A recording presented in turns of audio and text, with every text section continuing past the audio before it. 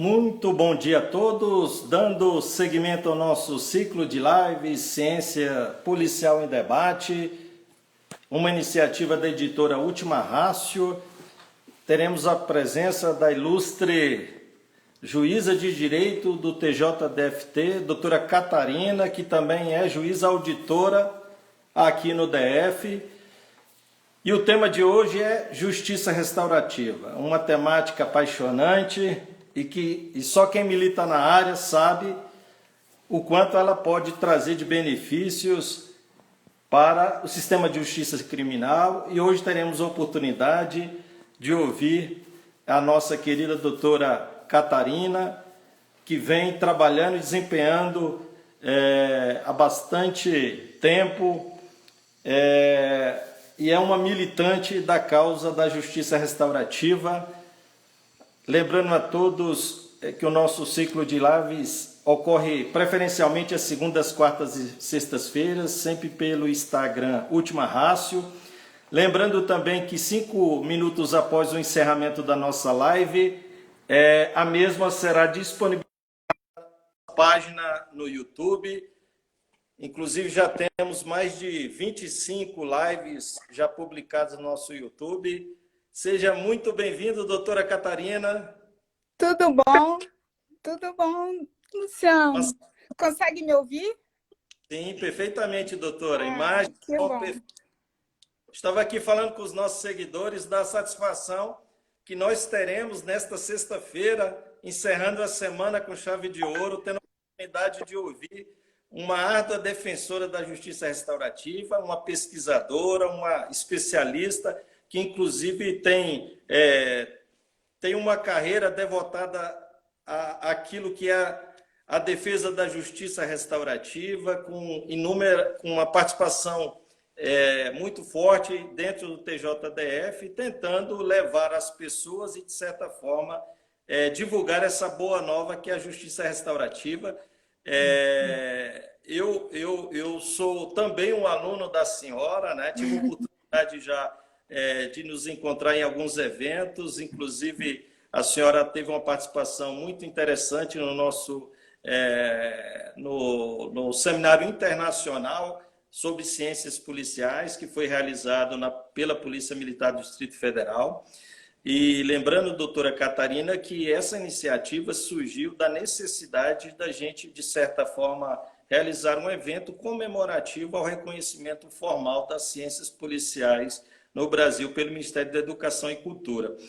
E nós tivemos a preocupação de convidar pessoas como a senhora que, de fato, estejam no terreno, né, partícipes do sistema de justiça criminal, que, obviamente, tenham um olhar voltado à pacificação social, a soluções, de fato, viáveis para que a gente possa entregar uma sociedade, que a gente possa, de fato, ter uma sociedade mais pacífica, mais coesa. Felizmente, nós temos uma sociedade que tem mais de dezenas de mortes são ceifadas pela violência, pela criminalidade. E todos nós sabemos que dentro do sistema de justiça criminal há importantes atores como a senhora, no Ministério Público, na magistratura, nas forças policiais, na defensoria, também na advocacia, inúmeros atores que, de fato, tentam alterar esse estado de coisas, tentando levar uma boa nova de um olhar sistêmico, um olhar que, de fato, valorize os partícipes, a vítima, o ofensor e as outras partes que, de certa forma, sejam afetados pelo delito. Como eu disse, a doutora Catarina é juíza de direito do TJDFT, atualmente está lotada na auditoria militar, desempenhando um importante papel, né, naquele órgão de fundamental importância, né, assim como a corregedoria, tentando, de certa forma, fazer justiça em nosso meio. Então, doutora Catarina, seja muito bem-vindo, né? O vosso currículo é extenso, estava dando uma olhada, recebeu inúmeros prêmios de excelência pelo Tribunal de Justiça, justamente por esse trabalho que a senhora vem desempenhando. E nós, policiais militares, nos sentimos muito honrados de ter uma juíza auditora com o perfil da senhora. Lembrando aos nossos queridos seguidores que tanto eu como a doutora Catarina, hoje estamos aqui na condição de pesquisadores, de apaixonados pela justiça restaurativa. Obviamente, muito do que a gente vai falar, ou quase tudo, representa uma visão que nós temos, né, como pessoa física, né, e não como pessoa jurídica, representando as nossas instituições. Agradecer imensamente a participação dos nossos seguidores que nos acompanham nesta manhã. E a palavra é da senhora, doutora Catarina. Afinal, todos nós viemos aqui ouvi-la. Seja muito bem-vinda e muito obrigado por colaborar com o nosso projeto. Muito obrigada, Luciano, pelo convite. Eu fico muito feliz de estar nesse espaço, porque eu realmente acredito que um sistema de segurança pública, um sistema criminal restaurativo, ele começa com os policiais, ele começa com essa primeira abordagem do cidadão na rua. Então, é muito importante que a gente tenha todos esses espaços pensando em justiça restaurativa, e principalmente a Polícia Militar.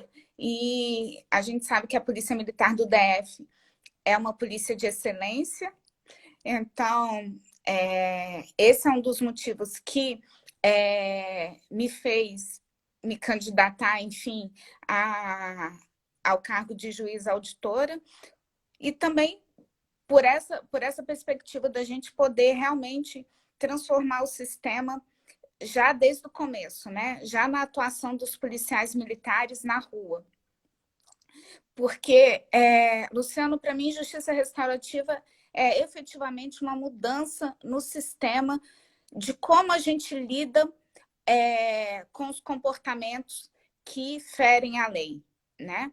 E o Estado começa a lidar com esses comportamentos quando a pessoa é abordada na rua, quando aquele que está infringindo alguma norma é pela primeira vez abordado pelo Estado, que é geralmente com a polícia militar. Então, o papel da polícia militar num sistema de segurança pública, num sistema de justiça criminal restaurativo é fundamental.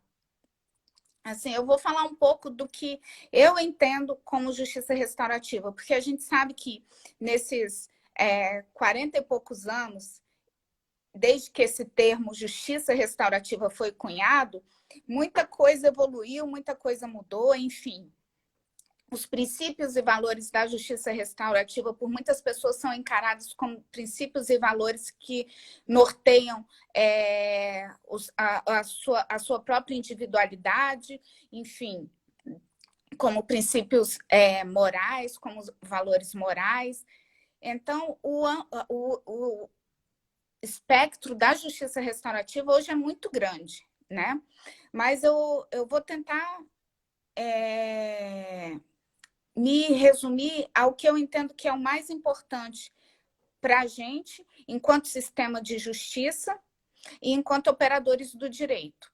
Então, a justiça restaurativa, nessa visão de dentro do sistema, é uma nova maneira da gente tratar as ofensas à lei criminal, porque a gente parte de um sistema que o pressuposto é infração à lei, punição.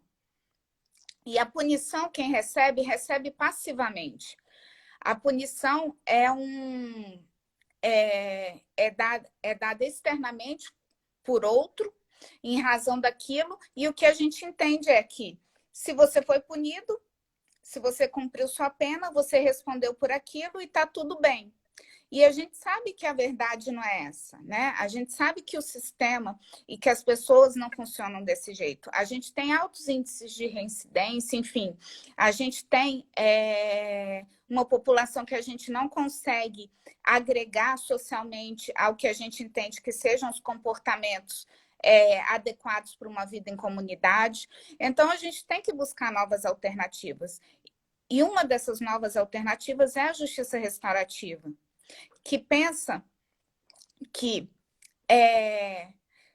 o comportamento errado, a infração à lei, antes de gerar culpa e castigo, deve gerar responsabilidade, deve gerar reparação de danos. E esse caminho. Então, a gente parte do pressuposto de quem comete um crime, quem comete um comportamento desviante, deve primeiro responsabilizar-se por ele. E responsabilizar, então eu vou falar de 3 pilares que para mim são essenciais numa justiça restaurativa pensada dentro do sistema criminal, que é conscientização, responsabilização e reparação de danos. Então, a primeira coisa é assumir o que fez, né? Mas para você assumir o que fez, você tem que saber o que você fez, né? É óbvio, quando alguém vai a uma parada de ônibus, aponta uma arma para a cabeça de outra pessoa e pede os seus bens, ela sabe o que ela fez. Olha, eu fui na parada, apontei a arma e peguei o que eu queria. Mas isso é só o começo da história, né? Porque essa abordagem na parada, ela tem consequências tanto para aquele que abordou quanto para a vítima, que vão muito além daquele fato, daqueles 2, 3 minutos ali. Então, depois que ele sai dali, ele sabe o que ele fez, mas ele não sabe que aquela pessoa provavelmente não vai mais àquela parada, que há pessoas que ficam tão traumatizadas que deixam seus empregos, que não conseguem mais sair de casa. Então, ela não sabe de todas as consequências que aquele ato teve para quem foi vitimado. E as consequências para ele, ele começa a viver, né? Porque quando ele é pego, ele entra no sistema de justiça e não só ele sente as consequências do sistema de justiça, mas toda a família e todos os próximos dele.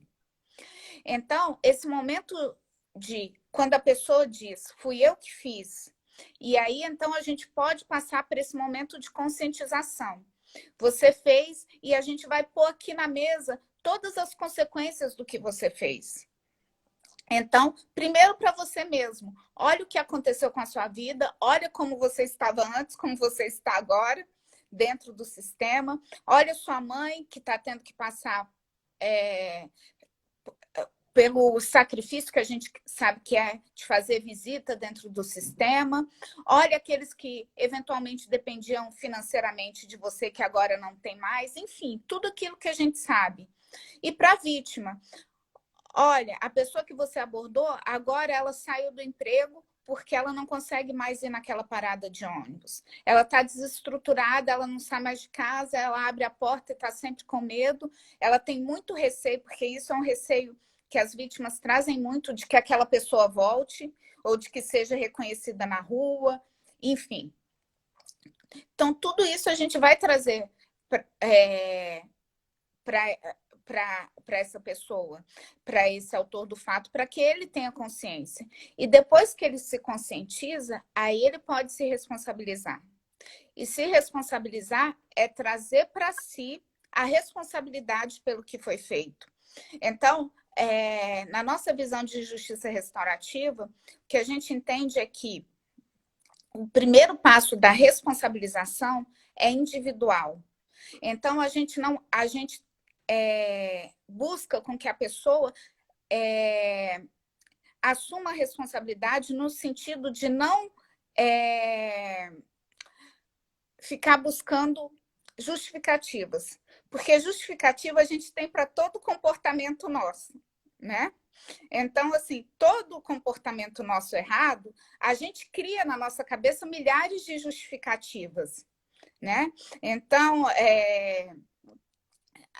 qualquer coisa mais simples que seja, que a gente faz errado, a gente acha uma justificativa. Então, por exemplo, eu podia dizer, eu marquei com o Luciano na sexta-feira às 10 da manhã. Nossa, mas as videoaulas das minhas crianças estão me matando, enfim, eu vou desmarcar porque eu estou sendo responsável? Não, eu não estou sendo responsável porque eu tinha um compromisso com você. Mas eu tenho milhares de justificativas para isso. Então, do mesmo jeito, a pessoa que comete um crime, a pessoa que assaltou a Dona Maria parada, ela cria justificativas dela. É porque eu não tenho emprego, é porque a sociedade é injusta, é porque eu sou viciado em drogas, é porque eu sou muito maltratado. E tudo isso pode explicar? Pode, mas não pode servir de justificativa num processo restaurativo. Porque se eu aceito essas justificativas, eu vou usar um termo que já está muito gasto, mas enfim, eu desempodero esse próprio ofensor. Porque quando eu aceito essas justificativas, eu digo, realmente você não tem poder sobre a sua vida, né? Você é regido pelos outros e pelas suas circunstâncias e pela desigualdade social que assola nosso país e tudo, e eu não contribuo para que ele tome as rédeas da própria vida. Perfeito, doutor. E eu não estou negando esse espectro. Ele vai ser trabalhado na justiça restaurativa, mas não nesse momento. Nesse momento é preciso que essa pessoa realmente assuma a responsabilidade. Eu fui lá, eu fiz porque quis e eu assumo todas as consequências que vêm desse fato, que foram causadas por mim. Doutora, né? E se a senhora me permite uma parte? Claro. O que ela falou é belíssimo, e como eu falei, é sempre uma aula, porque é justamente, e como é importante nós termos magistrados como a senhora, né? E a gente sabe que, felizmente, muitos pensam igual a senhora, nós temos a oportunidade de conhecer inúmeros juízes pelo Brasil inteiro que tem essa visão sistêmica. Então é interessante esse olhar da senhora, né? Porque é muito simples aplicar o direito a um fato concreto. Agora, o difícil é ter do magistrado, do Ministério Público, ter do defensor, do advogado, uma visão sistêmica sobre aquele fato que amplia aquela adequação de um fato à norma. E olha como a senhora foi feliz no exemplo que deu desse simples incidente, de como um evento crime repercute na vida de inúmeras pessoas, né?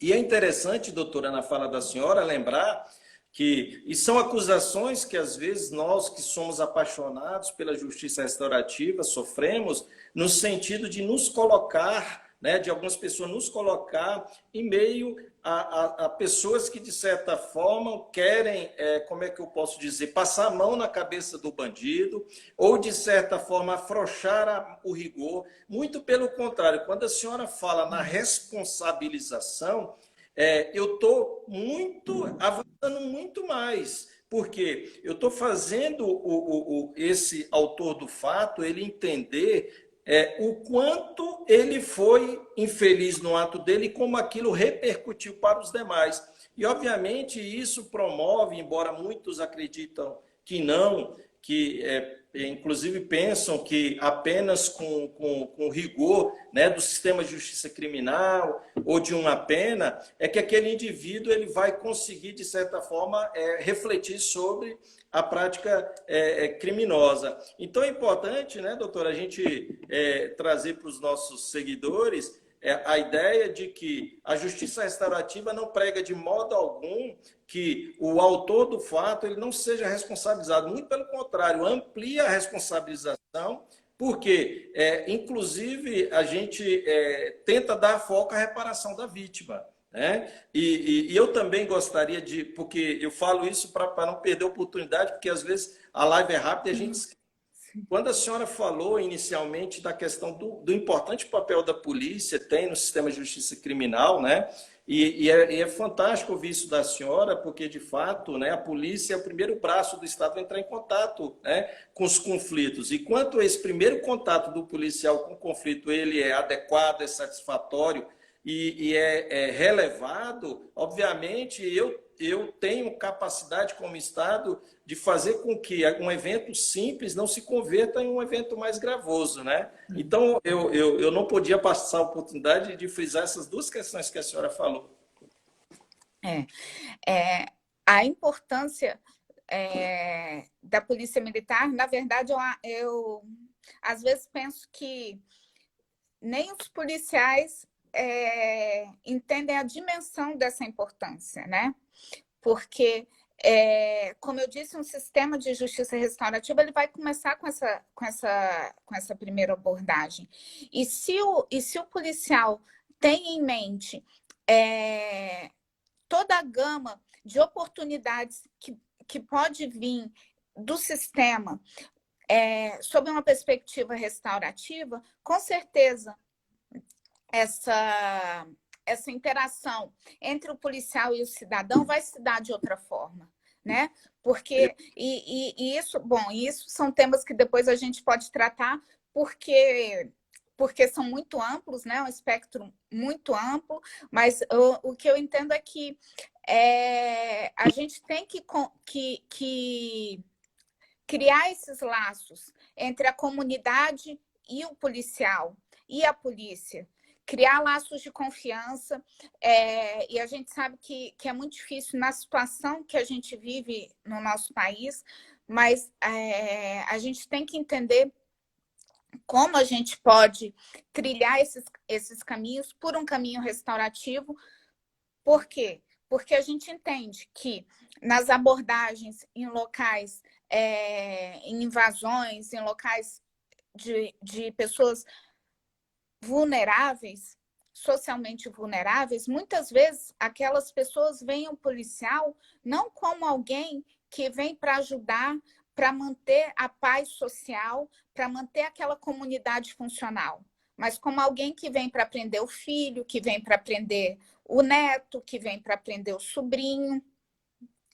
E eles não têm a dimensão de como esses comportamentos errados influem na própria comunidade deles mesmos. Então, esse é um papel muito importante que a gente tem que começar a pensar em caminhos para desenvolver, desenvolvimento dos policiais com a comunidade, no sentido da comunidade se sentir não ameaçada pelos policiais, mas segura com a presença dos policiais. E isso vai muito também de como a gente consegue fazer esse processo de aproximação e de educação, né? Porque não é o policial que persegue fulano ou ciclano, né? É fulano ou ciclano que às vezes está com um comportamento desviante várias vezes e por várias vezes ele vai ser abordado, né? Mas a gente sabe que em qualquer comunidade as pessoas, entre aspas, de bem, que respeitam a lei, são a maioria, né?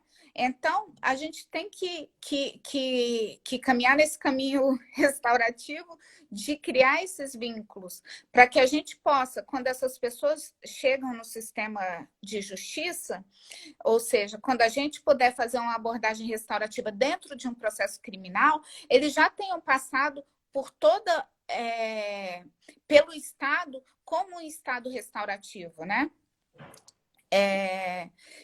E nesse ponto, eu lembro de um caso, porque eu fiquei muito tempo em Planaltina e, quando não era o caso de justiça restaurativa, eu sempre dava sentença em audiência. E, nesse processo de responsabilização, uma vez uma mãe ela estava assistindo a audiência, o filho dela era o réu, e eu dei sentença, roubo, na época 5 anos e 4 meses, a menor pena, né? Roubo com utilização de arma, que na época essa era a pena, 5 anos e 4 meses. E aí a defensora foi falar com a mãe, né? Isso dentro da sala de audiência. Olha, a pena do seu filho foi 5 anos e 4 meses.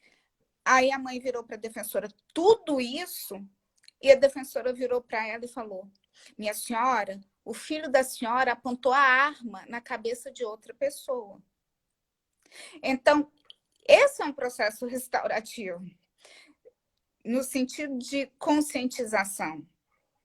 Perfeito. E, Luciano, quando você fala, as pessoas nos veem dentro do sistema como que advogando alguma, vamos dizer assim, algum sistema mais benevolente, e é muito pelo contrário, porque é muito mais fácil você receber uma pena e continuar se sentindo injustiçado e justificar seus comportamentos e repetir esses comportamentos porque você tem justificativa para eles, porque a gente sabe, né, que para o réu toda pena é muito, e para a vítima toda pena é pouca, né? Mais ou menos isso. Então, assim, aquela pessoa, na verdade, ela entra no sistema e depois ela, na maioria das vezes, ela sai se sentindo justificada, porque ela entende que o que ela fez nem foi tão grave assim, o sistema acabou com ela dentro do sistema carcerário, então ela está justificada para repetir esses comportamentos. Vamos dizer assim, se a gente ficar nessa balança do sistema crime e castigo, pena, enfim, a pessoa sempre acha que a pena foi demais. Ou seja, que se é esse negócio de créditos e débitos, ela está no crédito, né? Ela pode fazer mais, porque afinal a pena foi tão grave. E quando você passa por um processo de responsabilização, não, é você que vai entender as consequências do que você fez e é você que vai se responsabilizar pelo que você fez. Isso é 1000 vezes mais difícil do que receber qualquer castigo, né? Não, e é difícil, assim, e é trabalhoso para o magistrado, porque eu sou uma testemunha do trabalho que a senhora desenvolveu em Planaltina, né? Inclusive o prêmio do selo de qualidade, acho que foi em 2016, 2017 que a senhora ganhou, né? Porque eu sou testemunha, a gente viu o trabalho que a senhora desenvolvia, inclusive eu tive a oportunidade de participar de uma reunião que a senhora estava, acho que foi até quando eu a conheci, o trabalho com o Tenente Coronel Genilson, com o Tenente Coronel Luiz André, o Coronel André, em relação ao termo circunstanciado, porque para o magistrado, e a gente sabe que a senhora não é uma magistrada de gabinete, né, sem nenhuma crítica aqui, mas a senhora, quer dizer, é fácil julgar estando no gabinete, no ar-condicionado. A senhora não, a senhora cai em campo, a senhora faz reunião, realiza reunião com todos os partícipes do sistema de justiça criminal e não só com a comunidade, num trabalho sistêmico. Porque esse trabalho inicial que o magistrado tem, que às vezes o policial acha que tem, tentando mediar, vai evitar justamente que os conflitos se agravem no futuro. E eu tenho certeza que esse trabalho que a senhora fez em parceria com o Coronel Genilson, em Planaltina, e com outros, né, partícipes, renderam bons frutos que estão sendo colhidos pelo magistrado que está lá hoje na vara. Né? Então, é importante, né, a gente ter em mente essa questão. E mais importante ainda, Luciano, pela comunidade, né? Depois o Major Genilson pode contar em outra oportunidade para você, Luciano, mas assim, como foi importante o nosso trabalho, e o nosso trabalho, eu digo, do sistema todo, né? Lá no Pombal. Mas, e aí, nessa sua fala, Luciano, é que entra exatamente o meu pensamento, no sentido de que o sistema de segurança pública, ele não pode mais pensar compartimentalizado do jeito que a gente vinha pensando.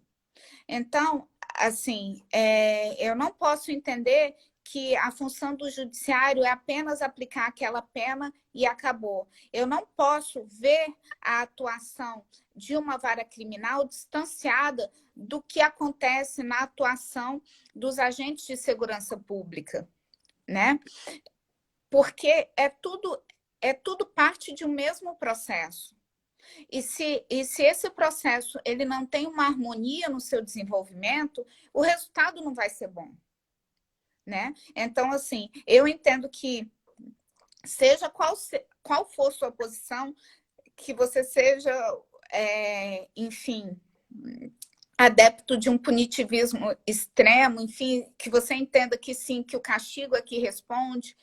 De qualquer jeito, você não pode entender esse sistema funcionando como vem funcionando em compartimentos. Então, eu tenho lá o serviço de segurança pública e o serviço da polícia totalmente compartimentado, e depois eu tenho um magistrado que dá uma sentença sem ter consciência das consequências daquela sentença, seja para o que foi antes, seja para o que vem depois.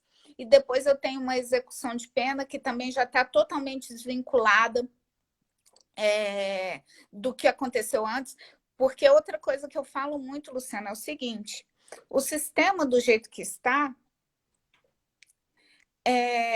é um sistema que, se um alienígena viesse de fora, ia falar, isso é coisa de doido, qual o sentido disso? Porque o réu entra no sistema como a pior pessoa do mundo, né? A gente quer pena de morte para todos os crimes. E aí, depois que ele recebe a pena dele, ele entra para o sistema carcerário e ele vira um coitadinho do sistema, né? Então, a pessoa é um diabinho na primeira fase e depois vira um anjinho. E não é nenhum nem outro, né?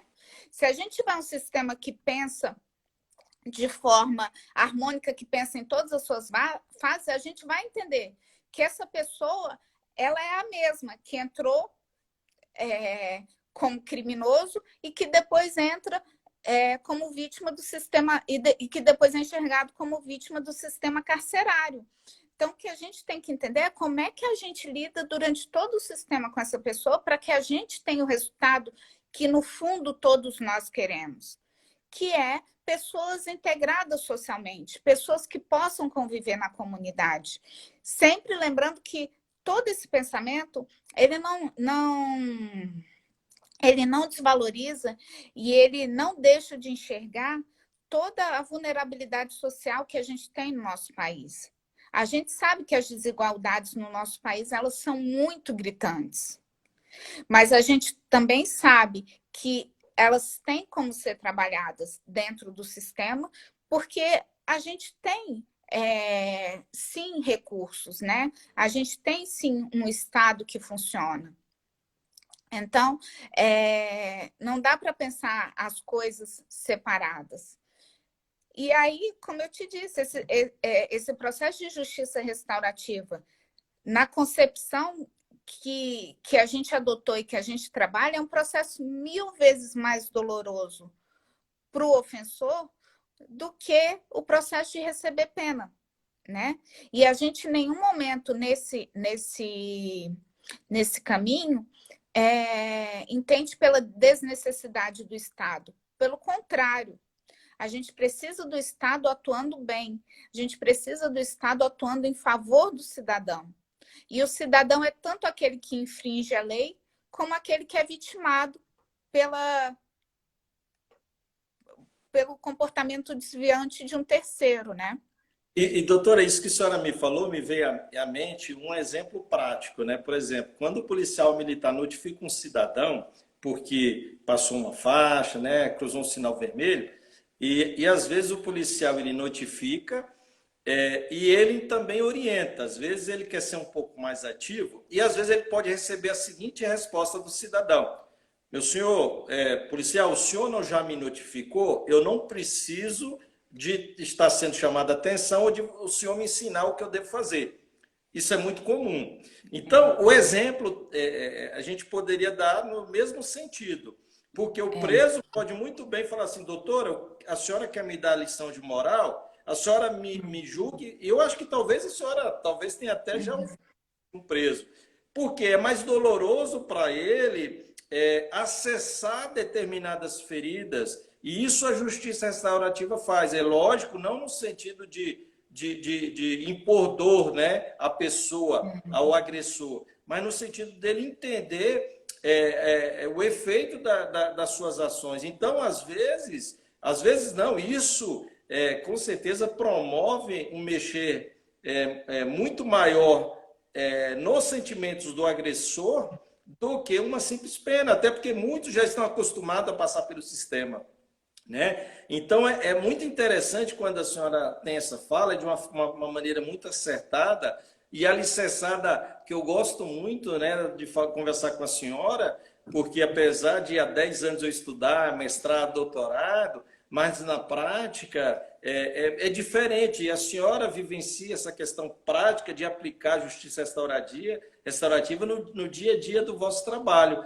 E tem N exemplos para nos dar, e justamente por trabalhar essa questão e ver o resultado, às vezes, de uma ação restaurativa na vida de um agressor. E é interessante a gente trazer também para a conversa a questão da vítima, né?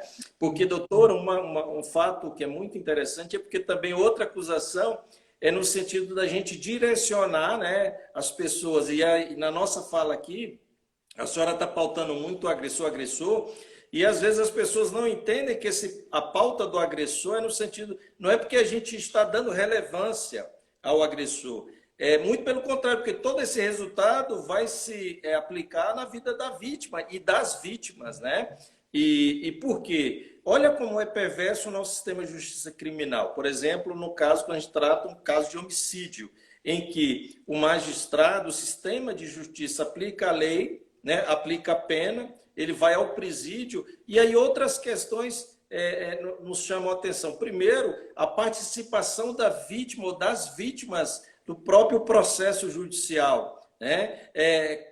Essa vítima, quando ela é ouvida, é só no sentido de descrever o ato, não há possibilidade dessa vítima expor das vítimas, no caso, por exemplo, de um homicídio, eu digo, né, os filhos, a esposa, né, os órfãos, eles são ouvidos, né? A dor que eles sentiram na perda de um ente querido é ouvida, e a reparação do dano, né? Por exemplo, famílias que perdem um pai de família, uma mãe de família que ficarão órfãos por gerações, né?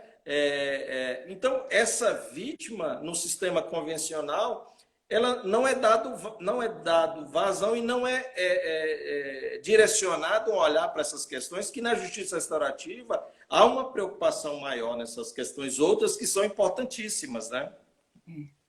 Luciano, só voltando no começo da sua fala, eu lembrei de uma historinha, um amigo meu que mora no Sul, ele viaja toda semana de uma cidade para outra. E ele corre muito, né? Ele vai muito rápido de uma cidade para outra. Enfim, e ele estava com a mulher e a sogra no carro e foi abordado por um policial por excesso de velocidade, né? E aí ele me contando que o policial abordou, pediu os documentos e tudo, falou que ia notificar a infração, enfim. E depois começou a conversar com ele, chamou, pediu para ele sair do carro, para que a mulher e a sogra não escutassem, e falou com ele: meu senhor, eu não sei se o senhor entende que o senhor está pondo em risco a vida da sua mulher, enfim. E ele falou bem assim: Catarina, assim, para mim aquilo foi assim, como se fosse uma luz. Então, assim, os policiais devem fazer esse trabalho muito educadamente, muito com esse sentido mesmo, né, de educação. Porque eu sei que há pessoas que respondem reativamente, porque é difícil você olhar para os seus erros, né? É disso que a gente está falando em justiça restaurativa, mas também tem as pessoas que internalizam, né? E assim, a gente começa a falar de justiça restaurativa pelo ofensor, porque ele é o primeiro que chega e, na verdade, assim, a gente tem um sistema que coloca o ofensor como protagonista desse sistema, né? Na verdade, a gente não tem um lugar para a vítima nesse sistema que não seja um lugar de prova, um lugar de testemunha. A gente vê muitos movimentos agora, assim, eu brinco que a vítima agora é a bola da vez, né? Muita gente falando na vítima. Me preocupa qual abordagem a gente vai dar para a vítima, porque ao mesmo tempo que eu vejo um pensamento muito punitivista se justificando na vítima. Então, eu dou uma pena de 40 anos por causa da vítima. Olha a vítima. Para eu dar uma resposta para a vítima. Eu justifico 100 anos de prisão, olha a vítima. A gente sabe que as penas só são cumpridas até 30 anos, né? Mas, enfim, é só para fazer uma hipérbole. E, na verdade, esse tipo de pensamento não é um pensamento que traga nada de bom para a vítima. Esse pensamento não traz a vítima para o sistema. Usar a vítima como justificativa para penas maiores não é dar resposta para a vítima. E assim, até concordo que uma resposta parcial, os programas que estão se pensando em ressarcimento de vítima, em reparação de danos materiais, enfim, já é um começo. Mas a verdade é que trazer a vítima ao sistema significa dar espaço de fala para a vítima. E como você bem pontuou, Luciana, esse espaço não existe. né? Porque a vítima ela é chamada no sistema, primeiro, para poder justificar a atuação do sistema.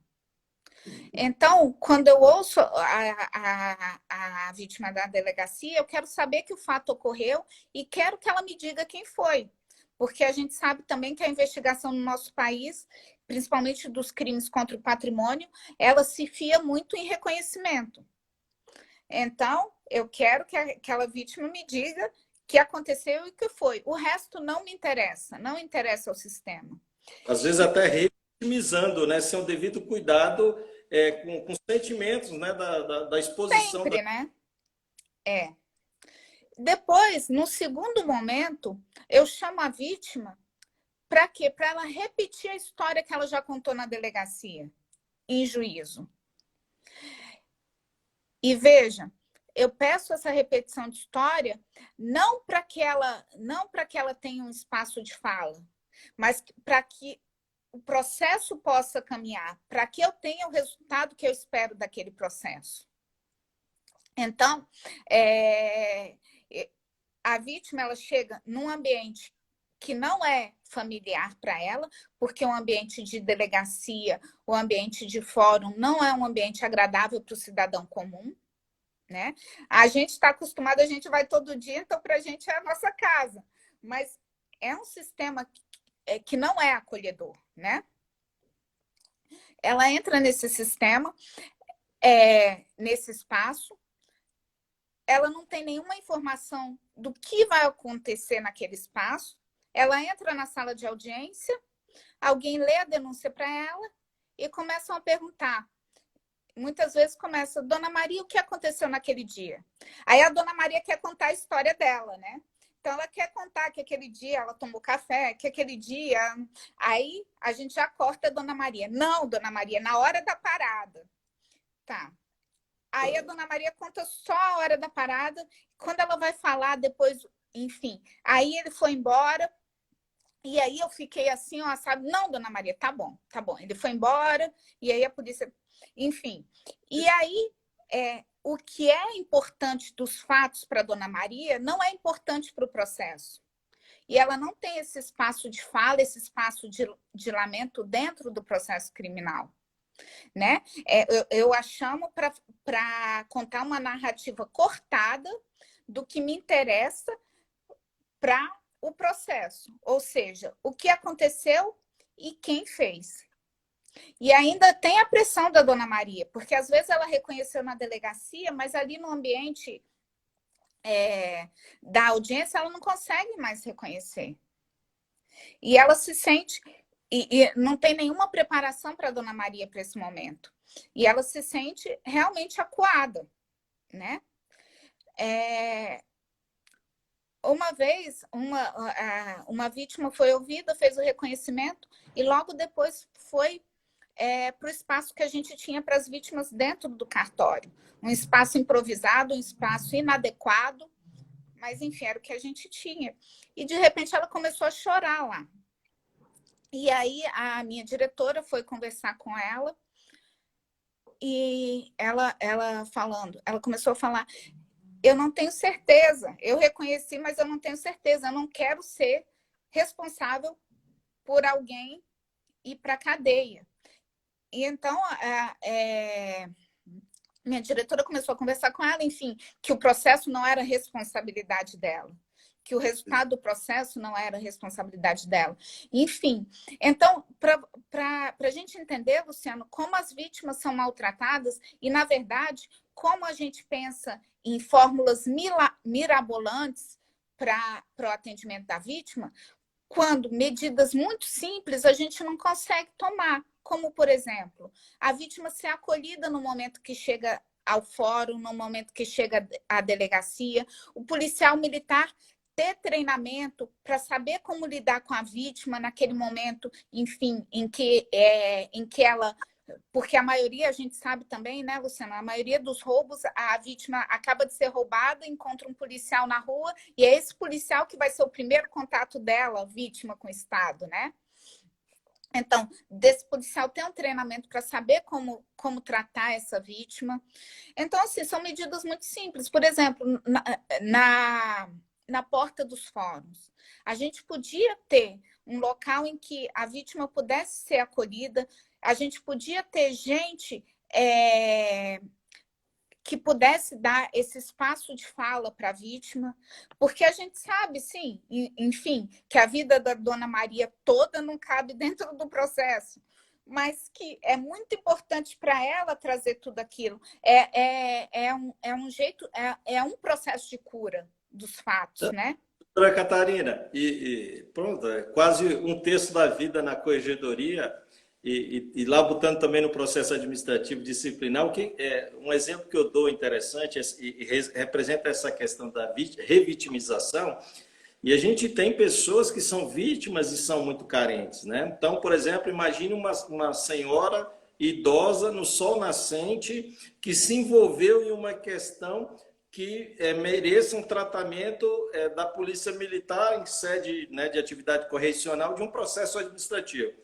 Então, essa senhora, às vezes, vamos supor que ela tenha ido à corregedoria de...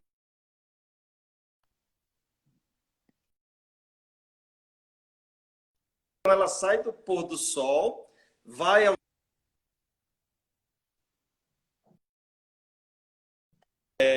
do policial, é instaurada uma sindicância, ela é chamada novamente, vai ser ouvida pelo encarregado, né? Vamos supor que tenha havido alguma contradição, ela é chamada novamente, né? Uma careação, uma coisa. Aquela sindicância se transforma no inquérito policial militar, ela é chamada novamente. Esse inquérito vai ser transformado, né, em um processo crime, ela vai ser chamada novamente na auditoria ou na justiça comum. E o que a gente percebe é que, e às vezes essa senhora ela vai ter muita dificuldade, até financeira, porque a maioria não tem carro, vai pegar duas, três, né, conduções. Então ela vai ser ouvida num evento e 8 vezes, 9 vezes, com muita dificuldade, e às vezes em nenhuma delas ela vai ser de fato ouvida. Ou seja, e é por isso que é interessante quando a gente percebe e tem oportunidade de aplicar também as práticas restaurativas no âmbito do processo administrativo, que às vezes a pessoa, quando vai à corregedoria, ela só quer ser ouvida, ela não quer que o policial seja punido, ela quer alguém que a acolha e que a ouça, né? Então, quando a senhora fala dessa questão da vítima, eu tenho em mente essa questão, né? Que é interessante, que a gente sempre conversa com os nossos alunos. Exatamente, é legitimar o sofrimento da vítima, né? Legitimar os sentimentos que decorrem dos fatos para ela. E como você disse, Luciana, às vezes ela vai 8, 9 vezes no local, dependendo da... Primeiro, a gente tem uma questão primeira aí, né? Que é o custo disso para a vítima, né? Porque, como eu disse, a gente fica pensando em coisas muito mirabolantes, mas, assim, essa passagem, às vezes não, na maioria dos casos, é um custo para a vítima, assim, um custo que vai pesar no orçamento dela, né? E depois, assim, como ela é recebida nesse local, como os sentimentos dela são validados nesse local, e a gente pode criar estruturas tanto dentro da corregedoria quanto dentro do Poder Judiciário para que a vítima tenha esse espaço de fala. Eu entendo que essas medidas que não custam muito, são muito mais efetivas do que qualquer pensamento que a gente tenha em relação ao resultado final do processo quanto ao ofensor, né? Porque a vítima ela tem necessidades, eu entendo que ela tem necessidades que só o ofensor pode suprir, né? Então, assim, por isso a importância, assim, por isso a justiça restaurativa, o ápice dela é o encontro vítima-ofensor, que é ali que eu entendo que realmente para a vítima é um momento de reparação e de cura, é o momento em que ela pode seguir em frente. Por quê? Porque todos aqueles sentimentos ruins, todas aquelas dúvidas, todas aquelas incertezas que ela tinha em relação ao fato, o réu, que foi quem produziu o fato, é que vai responder. Porque por mais que eu que eu diga para uma vítima, como eu várias vezes disse, não se preocupa, dona Maria, porque ele nem lembra da senhora. Ele não sabe quem é a senhora, ele não vai voltar. Embora a gente saiba que em comunidades mais carentes, como Planaltina, como a Estrutural, como o Sol Nascente, essas pessoas elas são vizinhas umas das outras, né? Que é outro problema, enfim. Mas a gente fala... Tânia, Não, já está nos 5 minutos finais, perdoe-me, mas o Instagram ele não é muito democrático, nota. Então, eu gostaria de reservar esses 5 minutos para agradecer enormemente a vossa participação.